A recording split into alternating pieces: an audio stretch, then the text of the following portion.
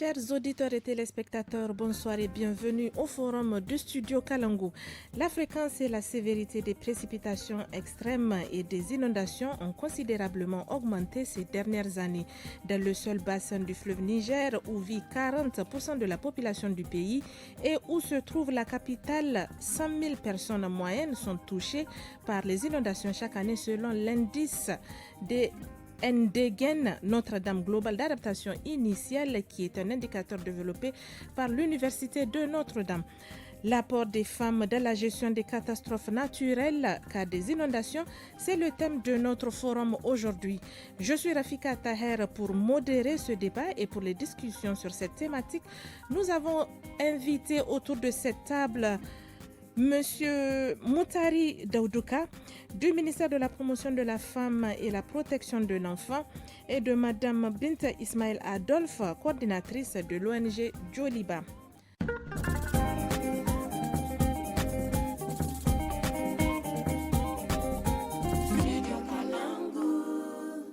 Les femmes, de par leur capacité et leurs ressources, sont des agents importants du changement. Le renforcement des capacités des femmes à atténuer et gérer les catastrophes naturelles doit donc constituer une étape essentielle vers l'édification de communautés fortes.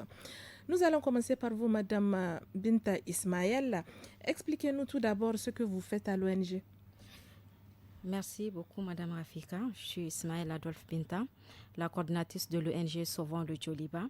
Sauvons le Joliba, c'est sauver le fleuve Niger. Voilà, c'est en langue mandingue, le fleuve Niger.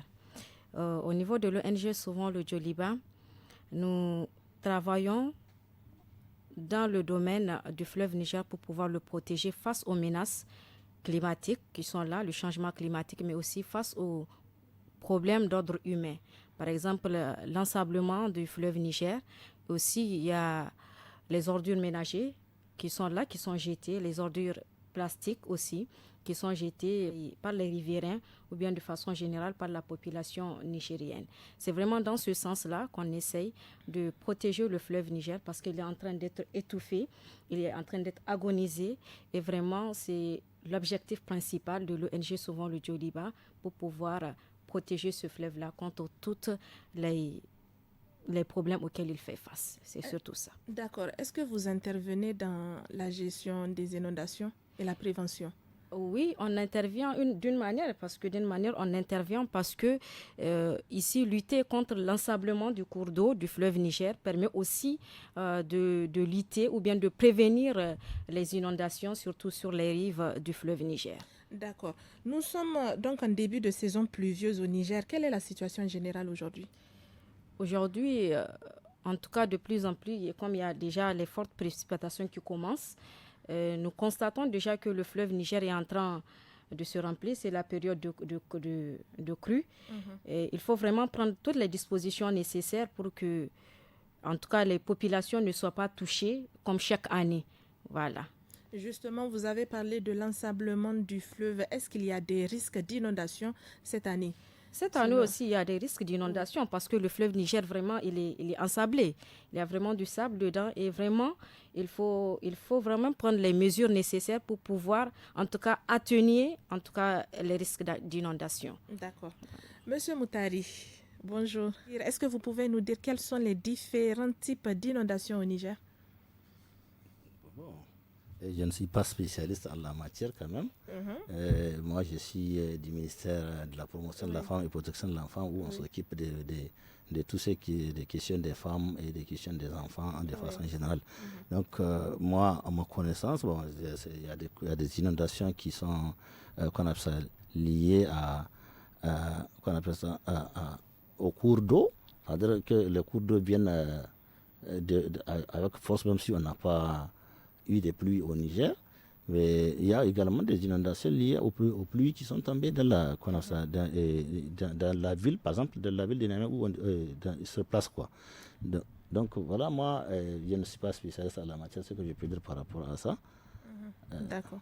Le Niger est considéré comme le deuxième pays au monde le plus vulnérable au risque croissant d'inondations, de sécheresses et d'épisodes de chaleur extrême liés au changement climatique. Selon vous, quel est le rôle de la femme dans la gestion des inondations au Niger? En tout cas, la femme a un grand rôle à jouer dans la gestion de l'inondation.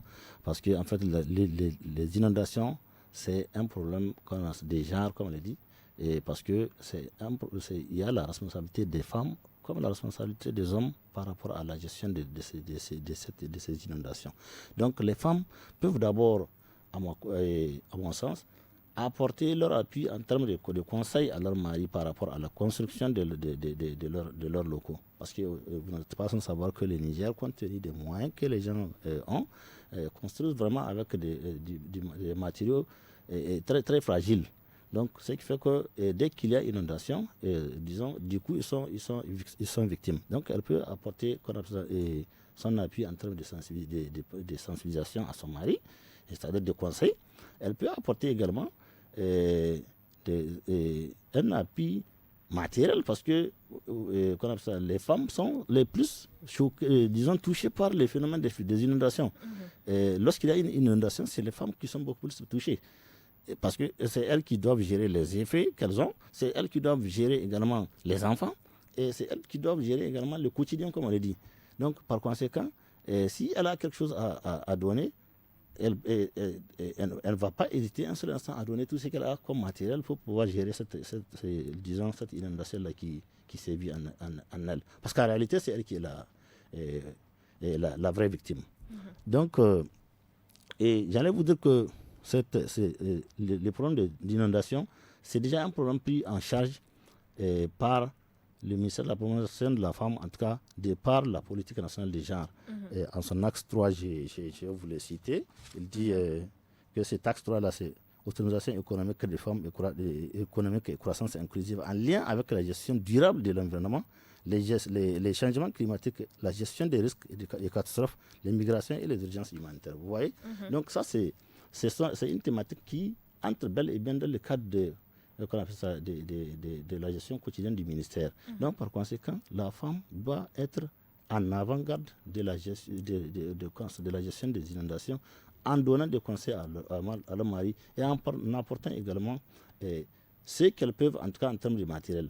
Parce que vous n'êtes pas... tout le monde sait que les femmes, en tout cas au Niger, sont très braves. Elles fournissent beaucoup d'efforts et pour peu qu'elles soient un peu soutenues. En tout cas, c'est des fois même les hommes qui fuient pour laisser les femmes dans cette situation d'inondation s'il y a lieu. Moi, je ne dis pas tous les cas, mais quand même, on peut voir plusieurs exemples de ces cas-là où les hommes laissent les femmes gérer ce truc. Donc, par conséquent, ces femmes-là peuvent apporter tout leur effort physique, leur effort matériel, financier et les conseils qu'elles peuvent apporter à leur mari pour la gestion de l'inondation. D'accord. Madame Binta, la même question pour vous. Quel est le rôle de la femme dans la gestion des inondations au Niger, selon vous? Le rôle de la femme dans la gestion des inondations au Niger, c'est comme monsieur l'a dit, il y a d'abord la sensibilisation. La femme peut, en tout cas, faire la sensibilisation autour d'elle, c'est-à-dire, par exemple, les petites sorties qu'ils font les femmes, elles peuvent sensibiliser déjà sur, en tout cas, les risques, comment gérer aussi les inondations. Aussi parce qu'il faut noter que les femmes sont les plus vulnérables. Et aujourd'hui, elles représentent en tout cas plus de la moitié de la population nigérienne. Et vraiment, je pense bien que la femme doit apporter ou bien apporte déjà une contribution dans le domaine de la gestion des inondations au Niger. D'accord. Le Niger fait face aux inondations ces dernières années, étant d'une société patriarcale où l'on attend des femmes qu'elles jouent un rôle de second rôle qui, pour une grande part, les confine à la maison et se réduit à porter et à élever les enfants. Quelles sont les conséquences pour ces femmes qui sont à la maison et que faire pour leur venir en aide, et surtout lorsqu'on constate que certaines d'entre elles déchargent les débris ménagers dans les caniveaux? Qu'est-ce que vous avez à dire par rapport à ça? En tout cas, qu'est-ce qu'il faut faire pour ces femmes qui sont à la maison et qui se permettent aussi de décharger les poubelles, tout ce qu'elles ont, les trucs usés, ménagers dans les caniveaux? Voilà. Par exemple, pour l'ONG Sauvons le Djoliba, ça fait partie de notre action phare de sensibiliser la population, surtout riveraine, sur les ordures ménagères et plastiques. Voilà. Parce qu'aujourd'hui, quand on constate le Nigérian, c'est quelque chose de banal pour lui, quelque chose de très naturel pour lui, de prendre les déchets et de jeter dans les caniveaux ou bien dans les cours du fleuve ou bien sur les rives du fleuve Niger. Et aujourd'hui, c'est ce qui cause souvent l'inondation. Parce que l'eau ne passe pas et voilà, ça se stagne et du coup, il y a cette inondation qui est là. La sensibilisation, c'est très important en tout cas de sensibiliser ces femmes-là pour que eux qui sont toujours à la maison, qui sont là, qui éduquent les enfants, en tout cas qui gèrent le ménage, vraiment d'essayer à leur niveau de ne pas jeter ces ordures-là ou bien dans les lits, ou bien dans les égouts pour ne pas en tout cas causer beaucoup de dégâts quand l'inondation est là. Oui, vous leur conseillez de ne pas jeter des ordures dans les caniveaux. Quelles sont les alternatives? Comment est-ce qu'elles doivent s'y prendre? Bon, elles doivent s'y prendre, je pense bien qu'au lieu de jeter ça dans le lit du fleuve ou bien dans les égouts, pourquoi pas ne pas amener ça dans les endroits où les poubelles publiques ont été déposées, ils vont mettre ça.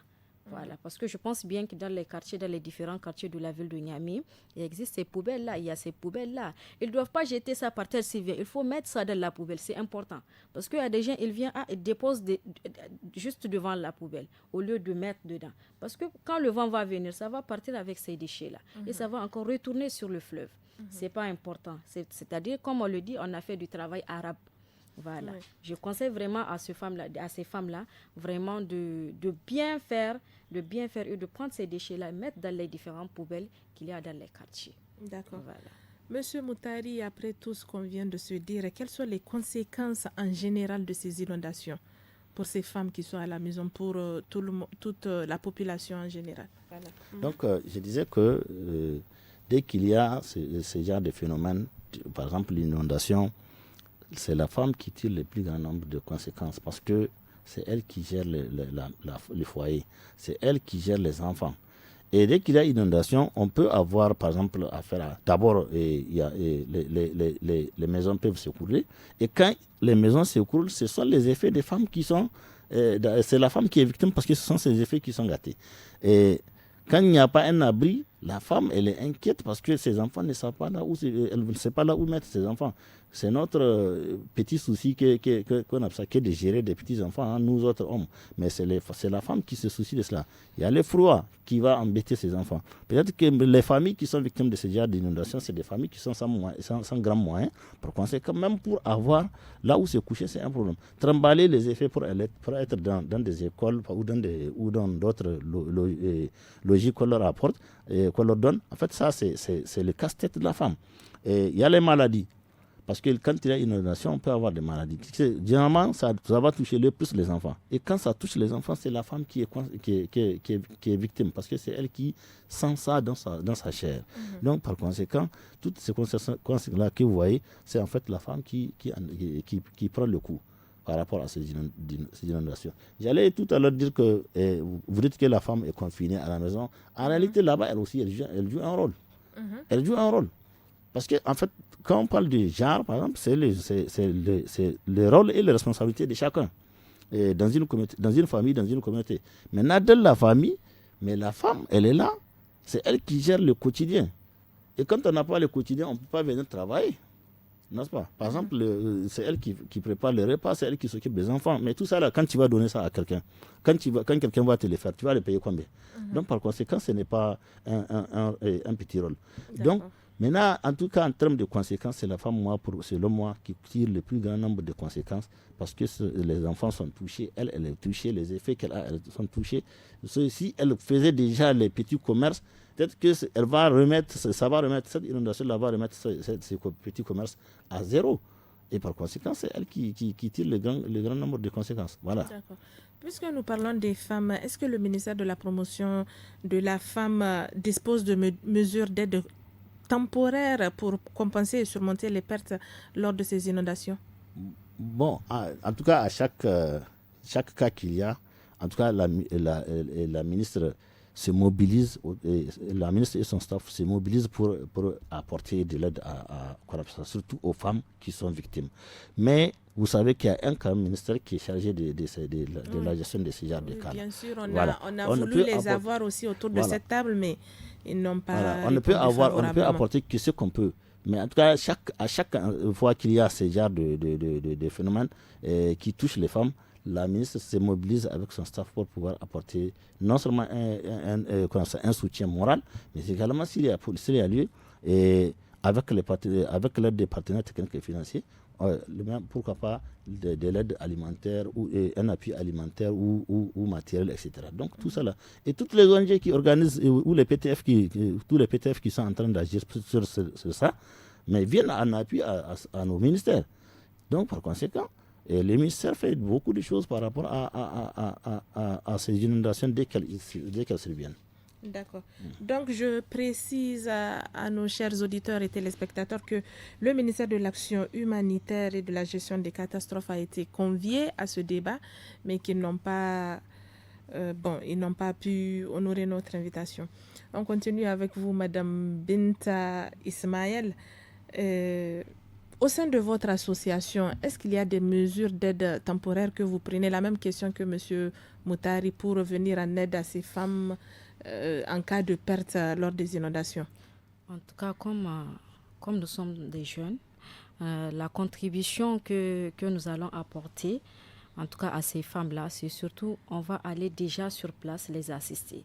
Par exemple, pour déjà prendre les effets, les aider à évacuer, à les amener peut-être dans des endroits où on les a dit de s'installer, tout ça. En tout cas, on va essayer d'être à côté d'eux pour sentir ce qu'eux aussi ils sentent.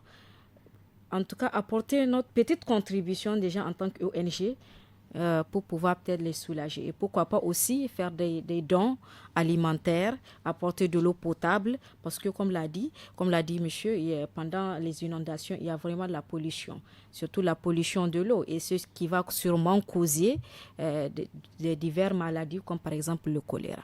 Voilà. Selon le ministère de l'Action humanitaire et de la gestion des catastrophes, au 31 décembre 2022, les inondations ont affecté 365 438 personnes, soit 46 611 ménages sur l'ensemble du pays. On dénombre entre autres 41 820 maisons effondrées. Ces inondations détruisent donc la biodiversité, la vie, des moyens de subsistance, des infrastructures et d'autres biens. Mais elles peuvent également aggraver les risques sanitaires comme le choléra lorsque les égouts débordent et que l'eau douce et l'eau polluée se mélangent. On continue avec vous, Madame Binta. À quel niveau est-ce que les femmes sont impliquées dans la gestion des inondations au Niger? Jusqu'à quel niveau elles peuvent aller, selon vous? Moi, je pense bien que les femmes peuvent aller loin, parce que, comme l'a dit le monsieur de la promotion du ministère de la promotion de la femme, je dirais, dans la gestion des inondations, elle est au centre, ou bien elle apporte même sa contribution au plus haut point. Voilà. Il faut aussi l'encourager, surtout. Il faut l'encourager, l'aider à aller de l'avant, tout ça, quoi. D'accord. Tout à l'heure, vous avez soulevé cette question qui allait venir. Quelles mesures doivent prendre les femmes face aux maladies et autres aléas dus aux inondations, surtout en zone rurale où elles restent à la maison avec les enfants? Qu'est-ce qu'il faudra faire pour ces femmes en zone rurale parce qu'elles n'ont pas le même niveau d'information que celles qui sont dans les villes? Selon vous, qu'est-ce qu'il faudra faire pour elles? D'accord. Avant d'abonder sur cette question-là, j'allais dire que par rapport au rôle que la femme, vous dites que elle va jusqu'à quel niveau? En fait, elle est au début, au milieu et même à la fin. Parce que, en fait, en réalité, je vous dis que c'est qu'on a tendance à négliger le rôle que joue la femme, même si elle est à la maison, comme vous le dites. Imaginez, je vais vous donner un exemple en off de l'incendie, par exemple. Lorsqu'il y a, par exemple, un incendie, c'est éclate. Quelles sont les premières personnes qui avertissent? C'est les femmes, avec leur cri. C'est déjà un apport. Maintenant, les hommes vont venir, ils vont accourir. Peut-être quand ils vont venir, c'est les femmes encore qui vont aller puiser l'eau et donner aux hommes. Ce n'est pas un rôle qu'ils sont en train de jouer. En réalité, et vers la fin, maintenant, la maison qui est effondrée, c'est la femme ou qui est victime de ça, c'est les femmes qui vont être les premières à leur apporter secours. C'est la même chose pour les inondations. C'est la même chose pour tous les phénomènes naturels. Donc, c'est pour dire qu'elles sont à tous les niveaux. Et il ne faut pas négliger cette contribution-là. Elle est très importante. Maintenant, vous dites que quelles sont les mesures qu'elles doivent... La première des choses, il faut aller les sensibiliser. Contre les maladies, surtout celles qui sont en zone rurale. Il faut aller les sensibiliser d'abord. Pour leur faire comprendre que lorsqu'il y a inondation, parce que tout à l'heure, madame disait que les femmes ont tendance, parce que c'est notre comportement nigérien, à verser les déchets, les ordures ménagères partout. Et elles ne savent pas que des fois, ça retourne contre elles. Parce que ça bouche les caniveaux, ce qui fait que ça peut provoquer les inondations. Et dès qu'il y a inondation, il y a maladie. Et dès qu'il y a maladie, c'est les enfants qui sont les premiers touchés. Et qui les gèrent, c'est les femmes. Donc, par conséquent, on doit sensibiliser les femmes pour prendre des dispositions, par exemple, contre les paluds, l'utilisation des moustiquaires, comment éviter à prendre l'eau déjà polluée pour ne pas donner de l'eau polluée à leurs enfants, et c'est qui cause des maladies hydriques, et bien d'autres mesures, parce que si aussi il y a maladie, d'aller directement vers les centres de santé, parce qu'elles ne peuvent pas gérer ce genre de maladies-là. C'est au centre de santé d'elles. Donc tout ça, là, on doit faire une sensibilisation intense à l'endroit de ces femmes, surtout rurales, pour qu'elles comprennent la nécessité de prendre des mesures afin de protéger leur propre famille contre les effets de l'inondation. D'accord. Plus de 630 000 personnes dans toutes les régions du pays ont été touchées par les inondations. Les dommages et pertes dus à ces inondations en 2020 auraient atteint près de 262 millions de dollars. Quels sont les moyens de prévention contre ces inondations qu'on peut mettre à la disposition de ces femmes? On continue avec vous. Bon, les moyens de prévention, le premier comme ça n'est pas physique, c'est la sensibilisation. D'abord, que les femmes prennent conscience du fait que qu'elles fassent en sorte qu'il n'y ait pas d'inondation, même si elles ne peuvent pas, en tout cas, que les effets soient réduits. Et deuxième chose, c'est que il faut sensibiliser la communauté à ne pas construire sur des lieux où il y a risque d'inondation. Troisième, il faut permettre, disons, parce que par exemple, dans certains villages, vous allez voir qu'il n'y a même pas là où un passage, ce n'est que des couloirs. Donc, l'eau, quand ça rentre, l'autre refuse que l'eau passe par lui. Alors, par conséquent, ça peut écouler sa maison et ça peut écouler l'autre maison. Donc, il faut également sensibiliser ces communautés-là afin d'éviter ce genre de comportement-là. Ensuite, au cas où il y a inondation. Donc, je ne sais pas si nous sommes en train de parler de solutions ou bien de prévention. Oui, les moyens de prévention qu'on peut mettre à la disposition de ces femmes. Bon, en tout cas, moi, c'est ce que je pense par rapport aux moyens de prévention. Sauf que maintenant, les humanitaires, en plus de ça, placent des tentes ou bien comme ça, des préfabriqués ailleurs pour pouvoir empêcher que les femmes là soient déjà victimes de ces inondations. Donc voilà, moi, ce que je pense par rapport à ces points-là. D'accord. Et selon vous, Madame Binta, quels sont les moyens de prévention qu'on peut mettre à la disposition des femmes pour venir à bout de ces inondations? D'abord, les moyens de prévention, pour moi, c'est d'abord de désensabler le fleuve Niger. C'est important. Parce que même si on prend des dispositions pour protéger les femmes, pour protéger les hommes, moi je pense bien que ça n'aurait pas tellement d'effet parce que chaque année ça va se répéter parce que le fleuve Niger est en train toujours de s'ensabler. Il est important de désensabler le fleuve Niger, c'est important.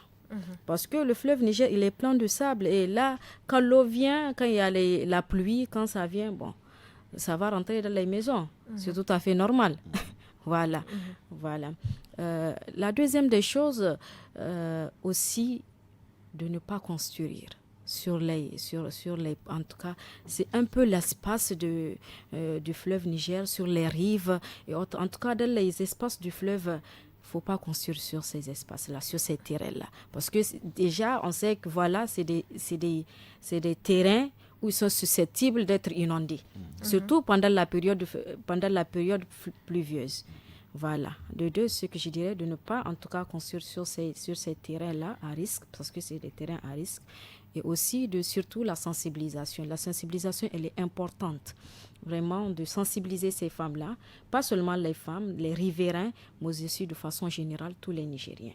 D'accord. Je vais revenir en arrière en 2020 et insister encore sur la prévention des inondations. Comment faire pour éviter la catastrophe que certaines personnes ont vécue en 2020?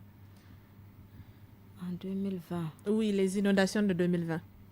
Parce que c'était l'une des plus fortes inondations que le Niger a pu enregistrer. Et selon vous, qu'est-ce qui doit être fait pour éviter cela à l'avenir? Ce qui doit être fait, c'est vraiment le désensablement du fleuve. C'est le problème phare. C'est le problème phare. Il faut vraiment désensabler le fleuve Niger. Parce qu'il est plein de... Là, vraiment, déjà... C'est plein de sable. Maintenant, avec les précipitations, avec l'eau qui vient, ça fait en sorte que vraiment, il y a les inondations et ces inondations sont très importantes et causent beaucoup de dégâts. D'accord. Voilà. Monsieur Moutari, je pense que l'État procède déjà à des sensibilisations concernant les inondations. Pensez-vous que les femmes, elles tiennent compte de ces sensibilisations? Est-ce que durant la dernière décennie, est-ce qu'il y a eu des changements? Est-ce que le comportement des femmes a changé vis-à-vis de ces inondations-là? Bon, de toute façon, la sensibilisation, c'est le moyen, en tout cas, le plus fort pour la prévention. Tout ce qui va suivre, c'est la réparation. Et là, ce n'est pas la prévention. Donc, je pense quand même qu'il y a un regain de compréhension au sein des femmes. Parce qu'elles sentent ça beaucoup plus que les hommes. Par conséquent, il y a des compréhensions. Vous savez, la sensibilisation, c'est un truc de longue haleine. Est-ce que les efforts déployés par les autorités ont rendu positif aujourd'hui? Oui, mais on ne peut pas ne pas avoir des effets positifs par rapport à ça. Durant toutes ces années qu'on est en train de sensibiliser la population. Des fois, peut-être que c'est la force des hommes qui fait que chaque fois, on veut bien que les gens là, quittent là où il y a les lieux susceptibles d'avoir une inondation, mais c'est les hommes peut-être qui forcent assez qu'ils restent. Mais sinon, si ça ne dépend que des femmes, elles ne vont jamais venir s'asseoir et construire dans les lits du fleuve, ou alors là où il y a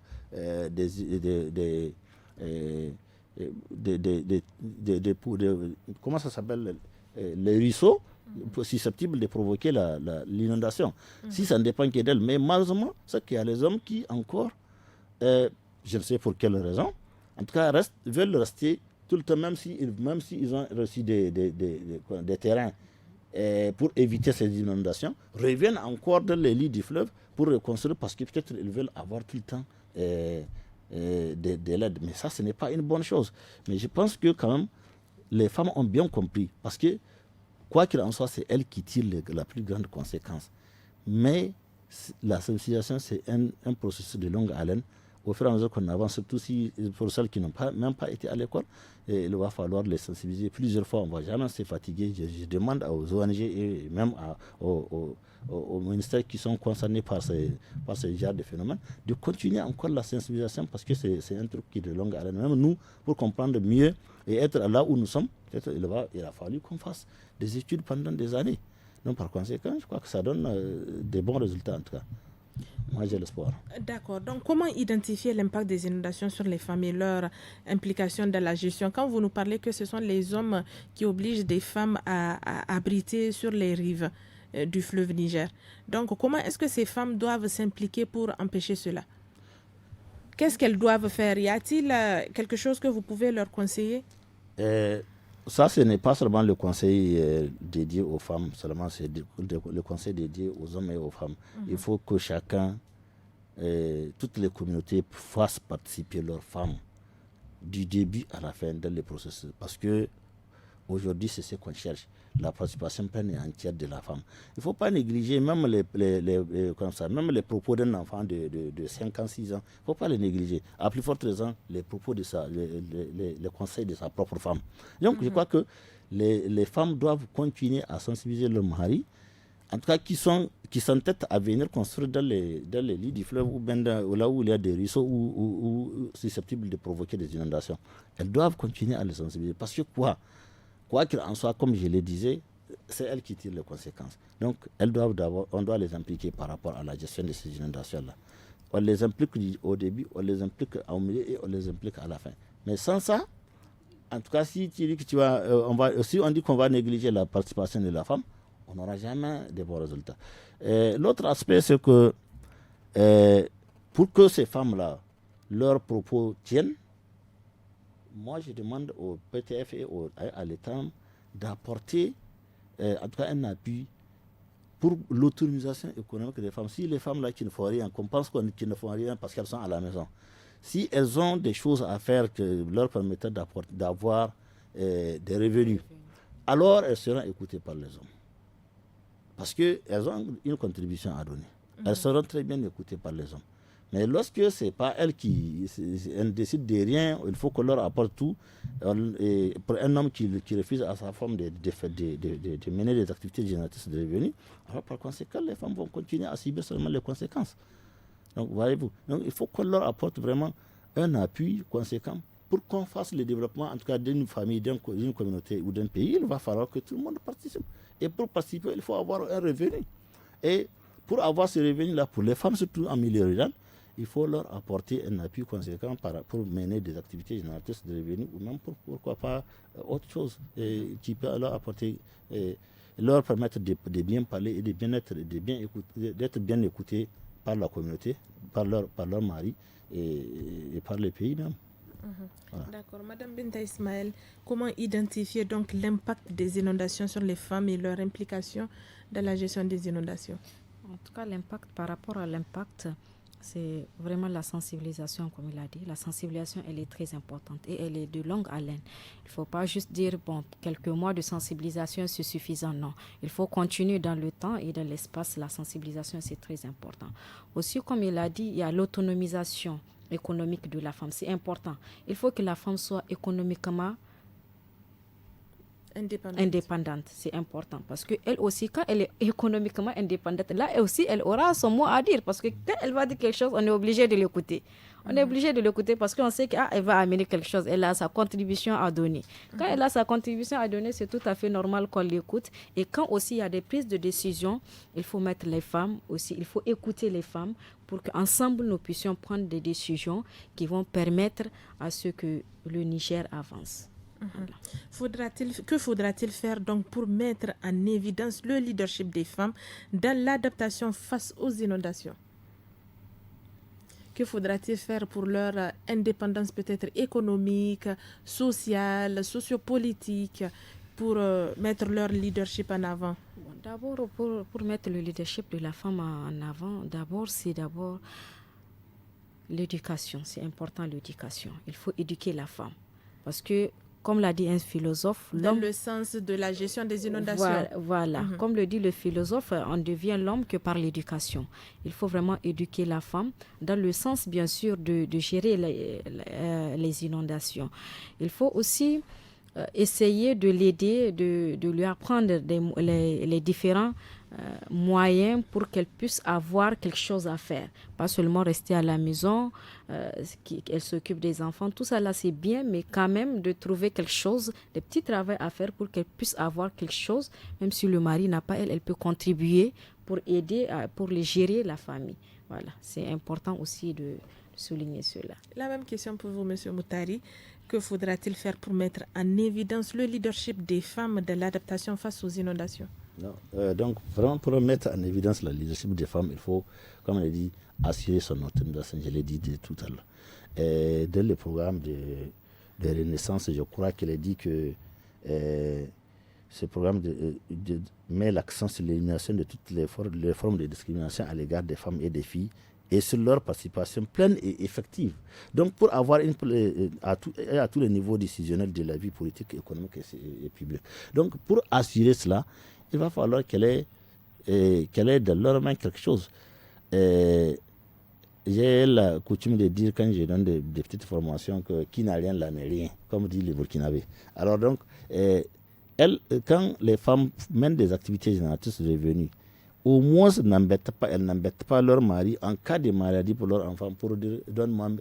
Imaginez un homme de la campagne qui sort un matin, on lui dit ton enfant est malade, il faut amener 5 000 francs ou il faut amener 2 000 francs pour l'amener au CSI. Il va tout de suite se mettre sur ses chevaux et commencer à grandir. Mais quand elle a ces moyens-là, elle part elle-même amener son enfant. Demain, dès qu'elle lui fait une proposition, elle va accepter. Parce que c'est elle qui a traité cet enfant-là. Donc, il faut d'abord assurer, leur apporter un appui, en tout cas par rapport pour mener des activités génératrices de revenus, afin qu'elles soient économiquement autonomes et prendre en compte leur participation à tous les niveaux. Je dis bien leur participation à tous les niveaux. Aujourd'hui, c'est ce qu'on prône à l'international, même au niveau pour le maintien de la paix et de la sécurité. C'est ce qu'on cherche. On cherche à travers, pour ouvrir une parenthèse, la résolution 1325, par exemple, cherche la participation de la femme dans la prévention, la gestion et le maintien de la paix à tous les niveaux. Donc, pour le faire, en fait, quand il y a inondation, il n'y a pas de paix. En réalité. Et ça crée généralement même le conflit. Donc, alors pour le faire, il va falloir que les hommes changent de mentalité, à travers bien sûr que la sensibilisation, changent de mentalité pour accepter la participation de la femme, d'abord de la prise de décision. Ensuite, maintenant, qu'on apporte des appuis, que ce soit les PTF ou l'État ou quelqu'un d'autre ou les ONG comme celle-là, qui cherchent de l'argent avec les PTF pour apporter un appui aux femmes afin qu'elles mènent des activités génératrices de revenus et être indépendamment et économiquement indépendantes afin de pouvoir aider le mari. Si tu ne peux rien me faire, si tu ne peux rien m'apporter, si je te dis je vais construire ici, là, tu es obligé d'écouter. Mais si je sais que tu as quelque chose à apporter à moi, quand tu me fais des propositions, j'accepterai. Selon moi, en tout cas, c'est cela. Et que vraiment, c'est le travail, c'est le rôle régulier de l'État, c'est le rôle régulier des ONG et c'est le rôle régalien des PTF d'apporter un appui conséquent aux femmes là pour pouvoir accéder à l'autonomisation économique. D'accord. En dernière question, quel appel avez-vous à lancer autour de ce thème pour nos auditeurs et téléspectateurs? Bon, si j'ai un appel autour de ce thème à lancer, c'est d'abord qu'on évite des comportements susceptibles de provoquer des inondations. Tout à l'heure, madame le disait, les femmes, ça c'est notre comportement de tous les jours. Tu prends un sachet d'eau, tu jettes ça dans la rue, et le vent prend ça pour amener ça dans les égouts. L'eau vient également, ça ramasse tous les débris là pour les amener et fermer les différentes voies de passage d'eau. Et ça peut provoquer l'inondation. Donc, il faut vraiment qu'on change notre comportement du point de vue de l'hygiène, et verser les débris, les déchets dans les différentes poubelles qu'on dépose au niveau des quartiers. Deuxième chose, qu'on évite de construire sur des lieux susceptibles de provoquer des inondations. Par exemple, dans les lits du fleuve, si vous partez disons, hors du fleuve, donc maintenant, il y a des passages d'eau que les gens viennent caler carrément et empêcher à l'eau de passer. Donc, il faut éviter ce genre de comportement-là. Et deuxième chose, il faut également, maintenant, je vais revenir sur les femmes, faire participer, en tout cas, prendre en compte les avis des femmes pour lutter contre ces inondations-là. Parce que ces femmes savent pourquoi elles sont en train de vous donner des conseils. Elles savent que c'est elles qui tirent les conséquences, que ce sont les enfants qui tirent les conséquences et par conséquent, c'est elles qui gèrent les enfants. Donc, il faut prendre en compte leur avis du début, en tout cas jusqu'à la fin. En ce sens, en tout cas, seuls ces genres de comportements-là peuvent éviter, disons, amoindrir les effets des inondations ou même les inondations de façon générale. Maintenant, quant à l'État, nous l'avons dit tout à l'heure, c'est d'apporter, l'État et le PTF, c'est d'apporter leur appui aux femmes. Parce qu'on a tellement apporté des appuis aux hommes que ça n'a pas abouti. Mais peut-être en apportant des appuis aux femmes pour leur autonomisation économique, ça pourra faire en sorte que les hommes de nos communautés écoutent les avis des femmes et prennent en compte les avis des femmes par rapport à la lutte contre les inondations. Voilà ce que je voulais dire. D'accord. Et vous, Madame Binta, quel appel avez-vous à lancer pour les femmes, pour les hommes ou en général dans la prévention et la gestion des inondations? L'appel que j'ai à lancer par rapport à la prévention des inondations au Niger, c'est d'abord de ne pas jeter ou bien mettre les ordures ménagères dans les rives du fleuve Niger. C'est important parce que c'est ce qui fait en sorte qu'à chaque fois nous constatons les inondations par-ci, par-là. C'est important. Aussi, il faut être un citoyen responsable. Moi, je dis qu'être un citoyen responsable, ce citoyen-là, qui, quand il prend du puits à water, c'est un exemple, il ne jette pas n'importe comment et n'importe où. C'est important. Parce que les Nigériens vont voir que c'est un truc banal, c'est pas important. Qu'est-ce que ça fait? Non, ça fait quelque chose. Parce qu'à long terme, ça peut causer beaucoup de problèmes et c'est le cas des inondations. Aussi, la sensibilisation, elle est très importante. Il faut sensibiliser la population riveraine et aussi de façon générale la population nigérienne. Voilà. Il faut aussi essayer de travailler dans le domaine du désensablement du fleuve Niger. C'est aussi important parce que c'est aussi l'un des facteurs qui cause les inondations.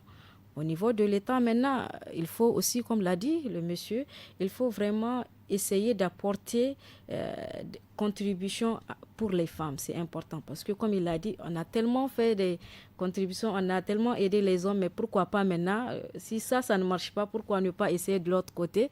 Peut-être ça va marcher. Déjà, on est plus de la moitié de la population nigérienne, peut-être sûrement.